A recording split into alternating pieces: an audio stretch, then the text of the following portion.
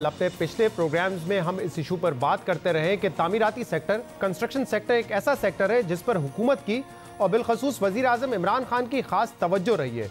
Policy बनाई गई, policy पर इम्प्लीमेंटेशन हुई और उसके बाद उसके मुस्बत असरात भी नजर आ रहे हैं और इसी तरीके से जो ग्रोथ और इन्वेस्टमेंट है कंस्ट्रक्शन सेक्टर में वो बढ़ती जा रही है। लेकिन ये वाहिद सेक्टर नहीं है, इसके अलावा एक और सेक्टर है जिसको एक्सपोर्ट की बैकबोन माना जाता है, वो है हमारा टेक्सटाइल सेक्टर। और टेक्सटाइल सेक्टर की जो इस वक्त ग्रोथ है और जो आगे इन्वेस्टमेंट और एक्सपेंशन नजर आ रही है वो भी काफ़ी इंप्रेसिव है। जैसे मैंने कहा, जो एक्सपोर्ट हमारी इंडस्ट्री है, टेक्सटाइल उसकी बैकबोन है, तो ज़रूरी है अगर पाकिस्तान की मईशत में तरक्की करनी है तो हमने अपने एक्सपोर्ट्स को बढ़ाना है। और जुलाई से दिसंबर के जो एक्सपोर्ट्स के नंबर हैं उसमें बेशक सिर्फ 5.5% का इजाफा हुआ हो, लेकिन दिसंबर के जो नंबर हैं एक्सपोर्ट्स के वो काफ़ी इंप्रेसिव है। जुलाई से दिसंबर पाकिस्तान की जो टोटल एक्सपोर्ट्स हैं वो $12.1 बिलियन की हैं, जिसमें 5.5% इजाफा देखा गया है, जबकि जो दिसंबर के एक्सपोर्ट्स के नंबर हैं उसमें 18.3% इजाफा देखा गया है। यानी कि दिसंबर के महीने में हमारी एक्सपोर्ट्स $2.36 बिलियन थी और इसमें 6 माह में जो टेक्सटाइल का कंट्रीब्यूशन है वो $7.44 बिलियन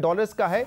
यानी कि हमारी जो टोटल एक्सपोर्ट्स हैं उसका कंट्रीब्यूशन, टेक्सटाइल का कंट्रीब्यूशन उसमें 61% का है। और जो सबसे इंप्रेसिव नंबर्स कल आए हैं टेक्सटाइल के, वो ये बताते हैं कि $1.4 बिलियन की एक्सपोर्ट टेक्सटाइल सेक्टर ने की है दिसंबर 2020 में, जो कि पिछले साल के मुकाबले में 23% ज्यादा है। ये हिस्टोरिक नंबर्स हैं। एक माह में टेक्सटाइल सेक्टर की इतनी एक्सपोर्ट पहले नहीं देखी गई है। $1.4 बिलियन की एक्सपोर्ट हुई है।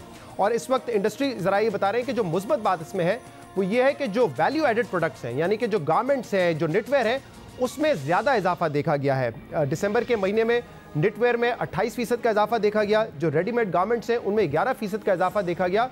और इसी तरीके से अगर 6 महीने का डेटा देखा जाए तो गारमेंट्स में 25% और होम टेक्सटाइल में 16% का इजाफा देखा गया है।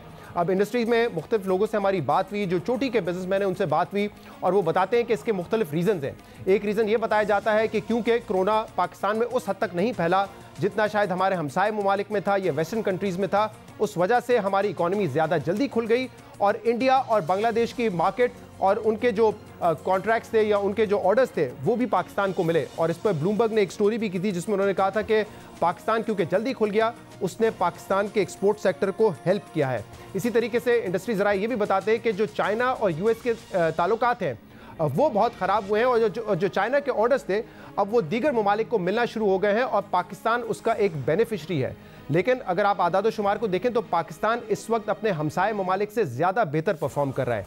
दिसंबर के नंबर अगर सामने रखें तो पाकिस्तान की एक्सपोर्ट्स में 18.3% का इजाफा हुआ है, जबकि इसी दौरान इंडिया की जो एक्सपोर्ट है उसमें 0.8% की कमी आई है और बांग्लादेश की एक्सपोर्ट दिसंबर के महीने में 6.11% से नीचे गई है। यानी कि पाकिस्तान अपने हमसाए ममालिक से और कंपेटिटर्स से ज़्यादा बेहतर परफॉर्म कर रहा है।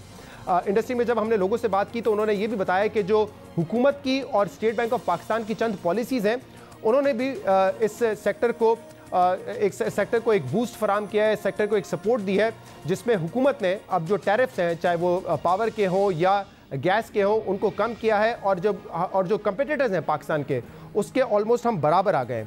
इसी तरीके से स्टेट बैंक ऑफ पाकिस्तान ने कोरोना के दौरान टर्फ यानी कि टेम्प्रेरी इकोनॉमिक रीफाइनेंस फैसिलिटी मुतारिफ की, वो 2 से 4% पर आपको सस्ता कर्जा फराम करती है।